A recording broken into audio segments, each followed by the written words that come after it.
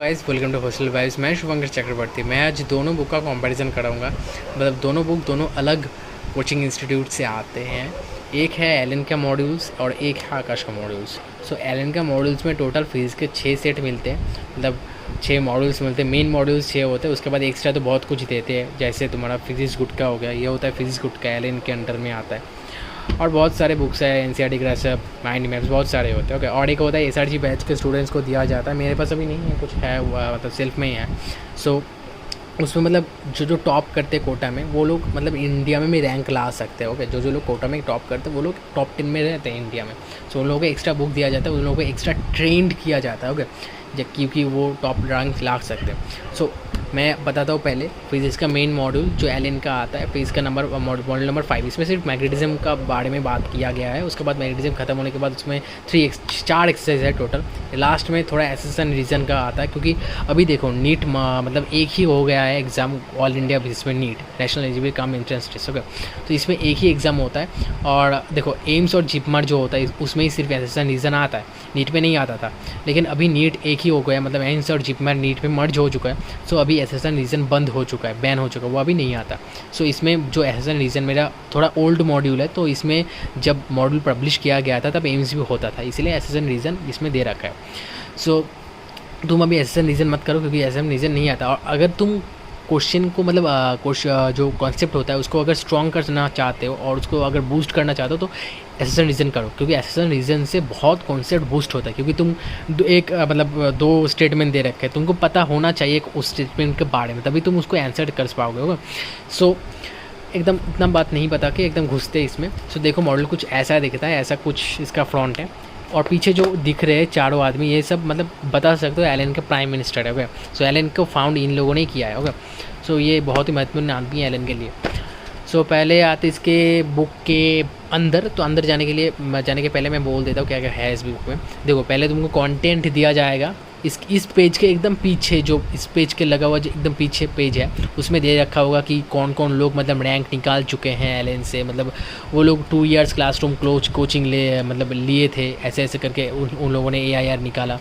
सो बहुत कुछ दिया होगा। उसके बाद तुम्हारा कंटेंट दिया होगा इसमें, मतलब क्या क्या है इस मॉड्यूल्स का, मॉड्यूल नंबर 5 में क्या क्या है कंटेंट दिया होगा। मैग्नेटिज्म का कंटेंट है, मैंने बता दिया पहले। तो मैग्नेटिज्म का कंटेंट दे रखा है। उसके बाद exercise 1, exercise 2, exercise 3 and exercise 4 दिया होगा। और ये मॉड्यूल ख़त्म। तो देखते एक बार ये होता है, ये देखो ये सारे AIR रैंक निकालने हुए हैं। सो कंटेंट में आता है, देखो कंटेंट में एक बार देख लो कंटेंट क्या है, देख लिया।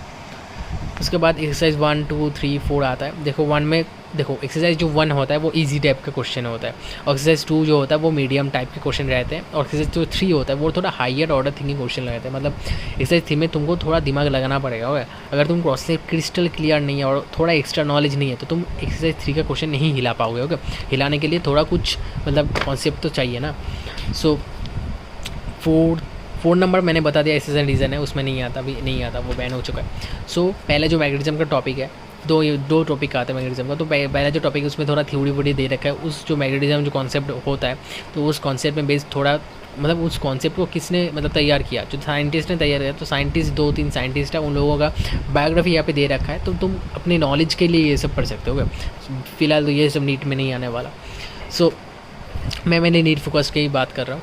उसके बाद एलन के थोड़ा थ्योरी वोरी दे रखा है। उसके बाद तुम्हारा गोल्डन की पॉइंट्स दे रखा होगा, मतलब इस टॉपिक को एंड करके उन लोगों ने गोल्डन की पॉइंट्स दे रखा है, मतलब कौन कौन से पॉइंट इस टॉपिक पे बेस्ड बहुत ही इंपॉर्टेंट है एग्जाम पॉइंट ऑफ व्यू से। ओके, उसके बाद बिगिनर बॉक्स दे रखा होगा। बिगिनर बॉक्स में थोड़ा कुछ इस टॉपिक के अंदर, मतलब ये मेरा बहुत ही अच्छा मतलब फीलिंग्स रहा कि इस बुक में अगर तुम एक टॉपिक पढ़ते हो उस टॉपिक के अंदर जो क्वेश्चन बन सकते हैं वो बिगिनर बॉक्स में दे रखा होगा।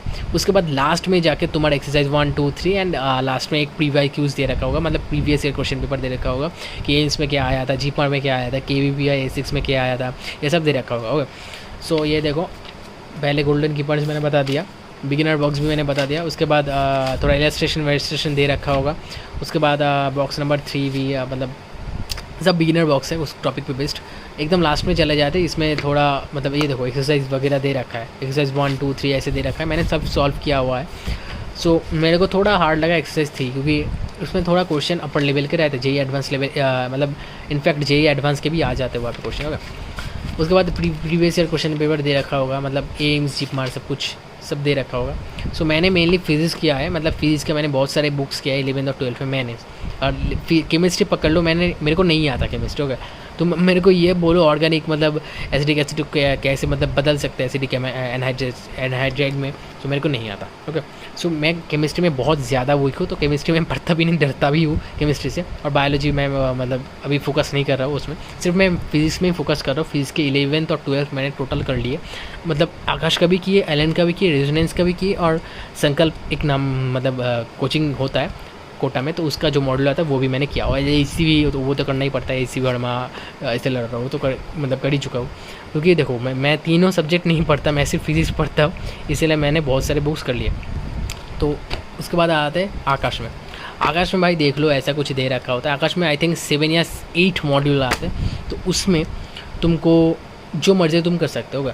तो एक्स्ट्रा कुछ इसमें ज़्यादा कुछ बुक्स नहीं आते, सिर्फ थोड़ा PYs की उसका बुक आता है। और एक होता है जो टॉपर स्टूडेंट है, होगा जैसे दिल्ली में जो टॉप करते हैं आकाश इंस्टीट्यूट से, सो वो लोग को एक एक्स्ट्रा बुक दिया जाता है। जो वो लोग टेस्ट होता है वीकली टेस्ट, मेजर टेस्ट और माइनर टेस्ट में जो वो टॉप करते हैं, तो उन लोगों को एक एक्स्ट्रा बुक दिया जाता है। उस बुक का नाम है Aakash last sleep, zoology, botany, physics and chemistry, ये चारों बुक आता है लास्ट स्लीप करके। तो इसमें ढेर सारे क्वेश्चन हैं, ढेर सारे, तुम खत्म नहीं कर पाओगे, इतने सारे क्वेश्चन हैं, 1000-2000 क्वेश्चन रहते हैं, ओके वहाँ पे।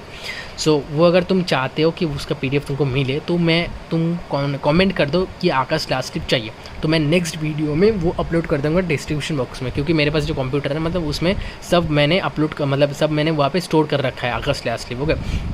सो तुमको अगर चाहिए होगा तुम कमेंट कर देना होगा।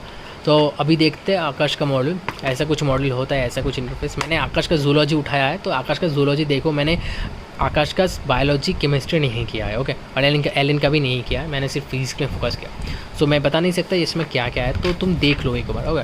तो आकाश का कंटेंट तो हर बुक में दिया जाता है, तो कंटेंट भी दिया रखा होगा इसमें, देखो कंटेंट भी दिया रखा है। पहला ह्यूमन हेल्थ एंड डिजीज, उसके बाद strategies for enhancement in food production, ऐसा कुछ दे रखा है। उसके बाद चैप्टर दे रखा है। देखो एक बात मैं बता सकता हूँ कि मैंने 1-2 चैप्टर किया, जैसे एक्सरेडी सिस्टम किया है, न्यूरा, तो उसके बाद ह्यूमन फिजियोलॉजी का थोड़ा कुछ किया है, 2-3 चैप्टर किया, ओके।